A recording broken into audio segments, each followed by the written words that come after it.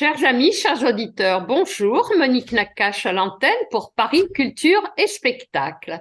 Alors, nous sommes à la veille des fêtes de Hanouka, de la semaine importante de Hanouka, et comment vous préparer autre chose que le livre de Jean-Pierre Allali et Haïm Musican, Les Magnifiques, figure extraordinaire du peuple juif, avec une préface du grand rabbin Haïm Korsia, qui a paru aux éditions Glyph. Alors, avant tout, Kol HaKavod, bonjour Jean-Pierre, Merci. bonjour Haïm. Merci, Bonjour Monique. bonsoir. Alors, Jean-Pierre, avec le duo, puisque ce n'est pas la première fois que je vous fais passer en duo à l'antenne avec Haïm Musican, vous nous revenez les deux avec ce livre qui est très agréable. Et je voudrais que vous vous présentiez un petit peu, aussi bien Jean-Pierre que Haïm, avant de vous donner la parole pour nous déterminer un petit peu ce que vous avez retenu de vos écrits sur presque chacun de nos grands héros. Non, avec Raïm, nous constituons une équipe qui a déjà plusieurs dizaines d'années d'ancienneté. Alors, Haïm Musican, tu es le complice depuis plus de 10 ans de Jean-Pierre Allali, aux éditions Glyph. Là, vous nous arrivez avec Les Magnifiques, une compilation sur les figures extraordinaires du peuple juif, aux éditions Glyph, encore une fois. Et je voudrais, d'une part, que tu te présentes, avant de te donner la parole pour nous présenter les héros de ce livre.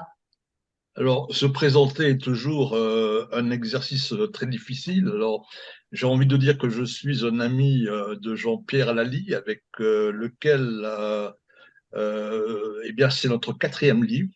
Le premier livre date du siècle dernier, puisque c'était en 1987.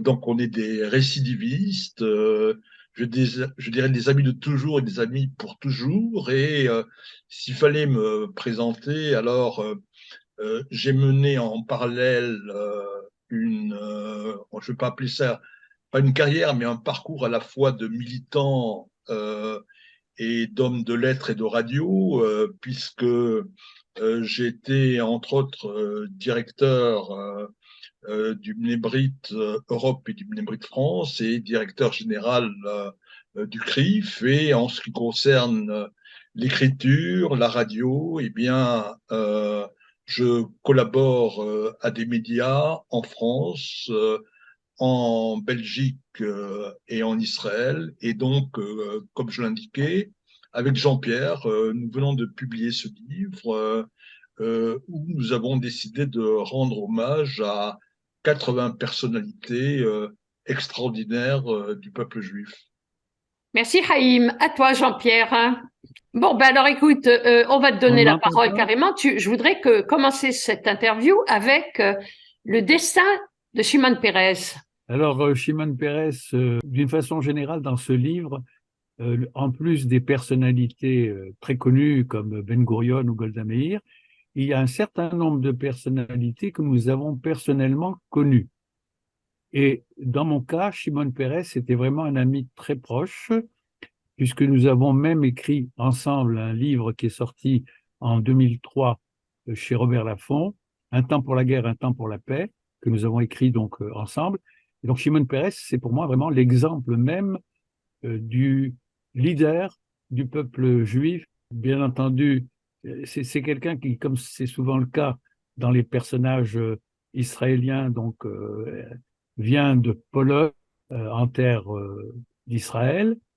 Et Shimon a vraiment été quelqu'un qui, au départ, ne comptait pas du tout être un homme politique qu'il est devenu. Il avait vraiment deux volontés, deux prétentions. Il avait envie dans sa jeunesse d'être berger, et d'un autre côté, il avait envie également d'être poète. Et puis finalement, ça a été ni berger ni poète, ça a été un très grand homme politique. Il faut quand même réaliser que cet homme qui était vraiment un fanatique de la paix avec le monde arabe et les Palestiniens en particulier, malgré cela, ça a été quand même un leader tenace, dur, ferme, qui a su quand même gérer les intérêts d'Israël. Il ne faut pas oublier que c'est quelqu'un qui, très jeune, a été impliqué dans tout ce qui est armement, marine, et c'est grâce à lui qu'Israël a pu lancer, avec l'aide de la France, son programme, disons, nucléaire. On lui doit énormément de ce point de vue. Il a également été capable d'acheter dans différents pays énormément, disons, de matériel militaire sophistiqué qui a permis à Israël d'être aujourd'hui très protégé face à ses ennemis. Donc, Shimon Peres est à la fois un homme de paix et un homme très ferme qui a vraiment réussi à doter Israël de l'armement dont il avait besoin. Et une Alors, petite Jean-Pierre, anecdote pour anoblir la personnelle. pensée de Shimon Peres, je voudrais rappeler quand même que les fonctions auxquelles il aspirait, c'est-à-dire berger et poète, sont des fonctions typiques des grands dirigeants de l'époque biblique.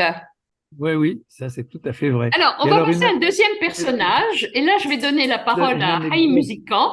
Haïm, pourrais-tu nous parler de Allez, Trumpeldor? Alors, Trompeldor, je crois que c'est l'exemple de l'héroïsme juif, à savoir que Trompeldor était un soldat dans l'armée russe qui s'est battu contre les Japonais en 1905, et puis très très vite, il a compris que face à l'antisémitisme, face aux pogroms qui étaient tellement nombreux dans l'Empire russe, eh bien, la seule solution, c'était le retour à Sion. Et il est parti donc s'installer dans ce qui était Eretz Israël, où à l'époque, vous savez, il n'y avait strictement rien. Il n'y avait que du sable et des marécages et des pionniers valeureux. Et il avait perdu un bras lors de la guerre contre le Japon, donc c'était quelqu'un d'extrêmement héroïque, d'extrêmement valeureux. Et un jour, il va se trouver dans une implantation qui s'appelle Tel Hai, qui est en Galilée. Et là, avec ses compagnons, il va être attaqué par des terroristes arabes, puisque déjà à cette époque-là, les Arabes ne voulaient pas de présence juive. Il va mourir, et en mourant, il va avoir cette phrase: il est bon de mourir pour sa patrie. Et vous le savez, Youssef Trompeldor est la figure emblématique qui a été choisie par la suite par Zev Jabotinsky pour créer le mouvement du Bétar. À telle enseigne que il y a en plein centre de Tel Aviv, Rehov Trompeldor, où se trouve le cimetière, connu sous Absolument. l'appellation de Trompeldor. Oui, oui, où il y a énormément, je dirais, de célébrités qui ont été enterrées. Et là, je suis en train de me revient à la mémoire quelqu'un qui n'a aucun rapport avec Trumpeldor, mais qui a été enterré. Et c'est malheureusement, c'était il y a quelques jours l'anniversaire de sa mort. C'était le grand chanteur Harry Einstein qui a été enterré Exact, au cimetière. absolument. Alors, Jean-Pierre Alali, je sais que tu es un amoureux de l'œuvre d'Elie Wiesel. Peux-tu nous en dire plus? oui, Elie Wiesel, c'est comme Shimon Peres, c'est quelqu'un qui a été un ami très très proche, qui a pardon, fait la préface de plusieurs de mes ouvrages et qui, à chaque fois qu'il venait à Paris, tenait absolument à me rencontrer. Peu avant sa mort, nous avions un petit projet d'un ouvrage commun et malheureusement mené à son terme puisque il a quitté ce monde. Elie Wiesel, c'est vraiment l'exemple type de la moralité, vraiment de quelqu'un de fiable en amitié, en amour, et son amour pour la terre d'Israël était absolument inconscient, vraiment exceptionnel. Donc voilà, Elie Wiesel, c'est quelqu'un qui ne pouvait pas ne pas être dans ce livre parce que c'est un héros du peuple juif qui a mené les combats les plus divers, aussi bien contre le racisme que contre les ennemis d'Israël. Donc voilà, c'est quelqu'un vraiment de très, très grand et je ne peux que lui rendre hommage pour Tout tout ce à qu'il a fait, le fait. visionnaire C'est Elie quelqu'un qui Wiesel. est... Haïm Musican, je vais te demander de nous parler du Rav Kook. Eh bien, le Rav Kook, ça a été pratiquement le premier rabbin d'Eretz Israël, puis de l'État d'Israël. Et je crois que c'est extrêmement important parce que à l'époque où Théodore Herzl a lancé le mouvement sioniste, on a célébré en août dernier le 125e anniversaire de la réunion du premier congrès sioniste à Bâle.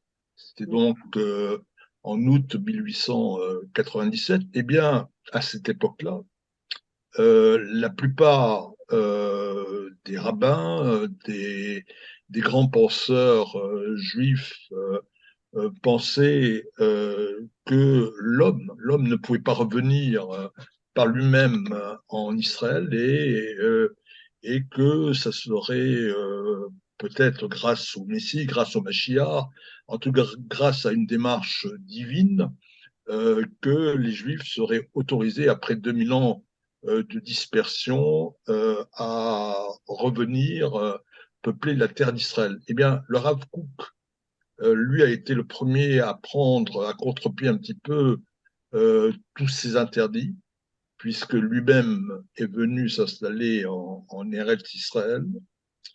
Et par la suite, donc, il est devenu le premier rabbin de l'État d'Israël. Et on peut dire que, d'une certaine façon, tous ceux qui aujourd'hui, en 2022, en Israël, se revendiquent du sionisme religieux, eh bien on peut dire que leur maître à penser, le pionnier, ça a été le Rav Kook. Exact, d'autant que je dois rappeler aux auditeurs qu'il y a quelques semaines, j'ai donné la parole au Rav Cherki, dont j'apprécie beaucoup les drachotes qui sont d'une clarté lumineuse et qui se revendiquent de la pensée du Rav Kook et de Manitou. Alors on va poursuivre. Jean-Pierre, tu vas nous parler d'Elena Rubinstein. Alors, Elena Rubinstein, quand je parle d'elle, c'est toujours avec un chiffre, 1,47 m.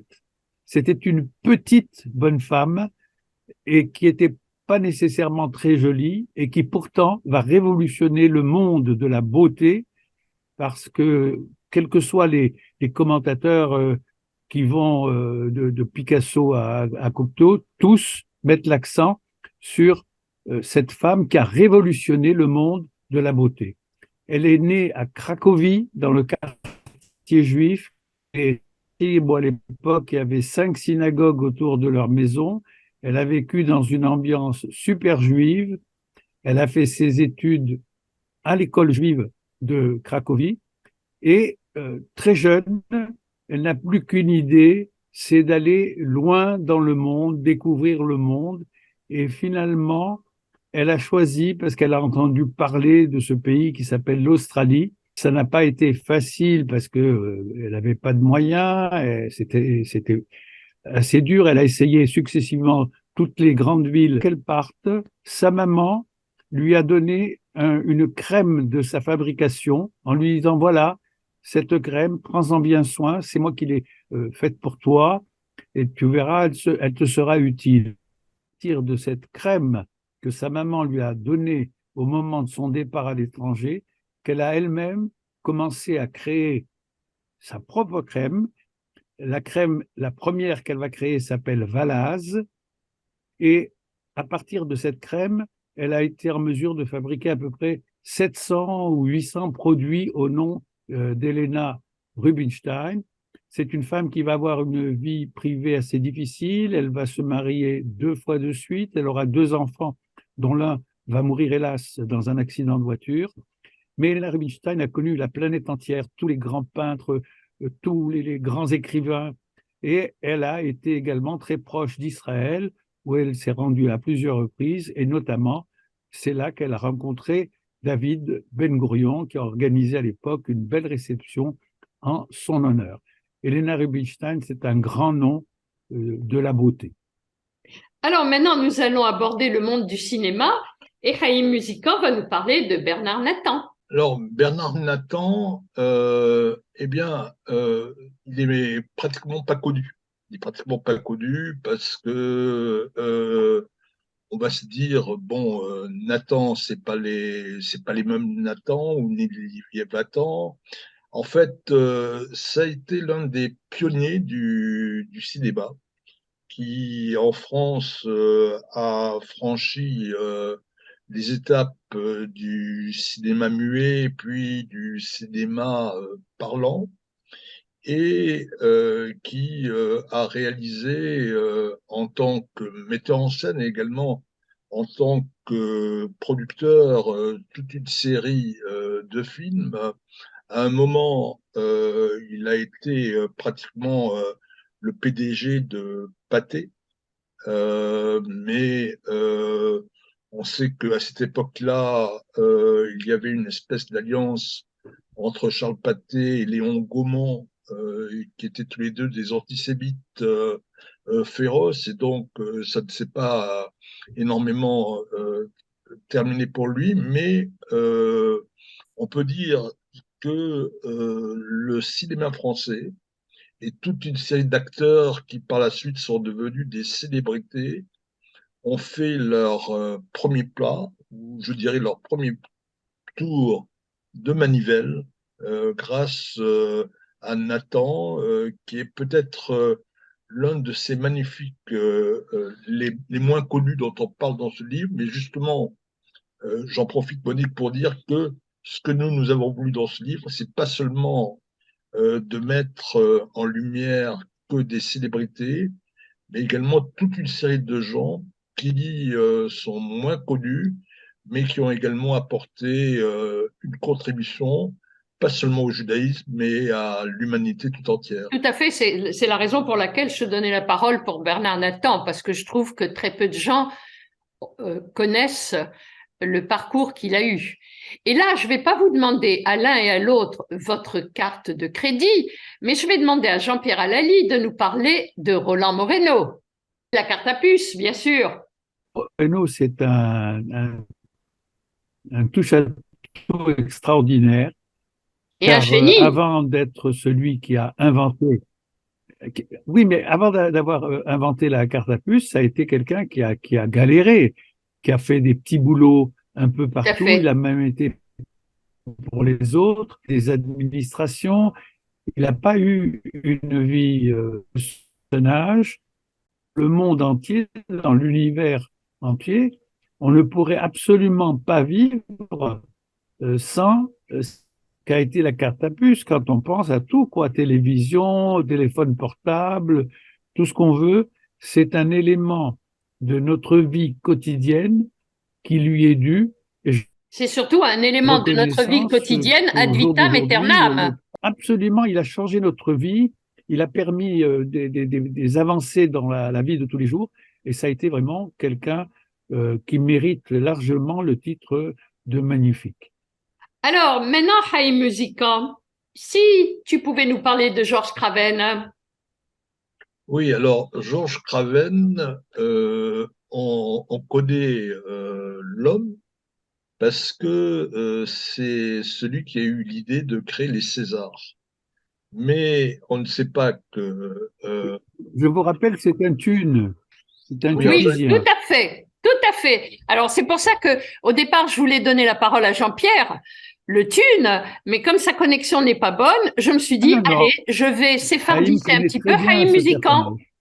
oui, alors, il se trouve que j'ai rencontré Georges Craven. Georges Craven, dont le véritable nom était Cohen. Et Georges Craven, avant d'être l'homme qui a créé les Césars, eh bien, il a un rapport tragique avec les aventures de Rabbi Jacob. en ce sens que c'est lui qui était l'attaché de presse de Gérard Houry pour faire la promotion de ce film qui est sorti en pleine guerre de Kippour en 1973. Et le drame auquel il a été confronté, c'est que le jour même où devait avoir lieu la première des aventures de Rabbi Jacob, bien sûr avec lui de Fudès, eh bien, sa femme euh, a voulu détourner un avion qui faisait la liaison entre Paris et Nice. Et les services de sécurité ont dû s'emparer d'elle. Ils l'ont tuée. Et donc Gérard Houry avait dit à Craven, tout à fait naturellement, on va annuler la première. Ta femme vient d'être tuée dans cette tentative de prise d'otage, de détournement d'avion. Et Georges Craven avait dit non, je le maintiens. Et c'est cet aspect un petit peu mal connu de la vie de Craven. Et puis, à côté de ça, il faut savoir aussi que Craven a eu d'autres idées. Les 7 d'or de les 7 jours, c'est lui. Et les Oui. victoires de la musique, c'est également lui. Alors, vous savez que Zoom ne nous accorde que 40 minutes, donc on va courir un petit peu. Et en quelques mots, on va terminer cette émission en donnant la parole à Jean-Pierre Alali pour Habib Msika. Alors, vas-y, Haïm, tu vas nous parler de Hana Senesh le temps que Jean-Pierre se reconnecte. Oui, alors, Hana Senej, c'est l'exemple de l'héroïne juive pendant la Deuxième Guerre mondiale.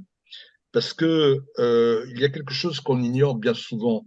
Alors c'est vrai que malheureusement, 6 millions de juifs sont morts pendant la Shoah, mais on ignore bien souvent qu'il y a eu 1,5 million de combattants juifs pendant la Deuxième Guerre mondiale. Alors certains dans des armées régulières, en particulier dans l'armée rouge, il y avait des groupes également de résistants et il y avait également la brigade juive. Et Hana Senesh, qui était originaire de Hongrie, avait fait son alia dans un kibbutz où elle avait envie de consacrer sa vie à s'occuper des animaux, à défricher la terre, mais également à écrire des poèmes. Et le poème le plus connu qu'elle a écrit, tout le monde le connaît sans savoir que c'est elle, c'est Eli Eli, Surtout la euh, chanson. la chanson. Ellie. On peut la chanter Voilà, ensemble, Haïm. voilà si tu veux, on pourra faire un chœur. Et, mais en même temps, elle s'est dit, écoutant, ayant des nouvelles de ce qui se passait pendant la Deuxième Guerre mondiale en Europe, et plus particulièrement en Hongrie, d'où elle était originaire, elle s'est dit, je ne peux pas rester comme ça passive en Eretz Israël, eh bien, je vais aller combattre en Europe. Elle s'est fait parachuter. Elle a été malheureusement prise par des collaborateurs hongrois des nazis à Budapest. Et sous la torture, elle est morte très très jeune.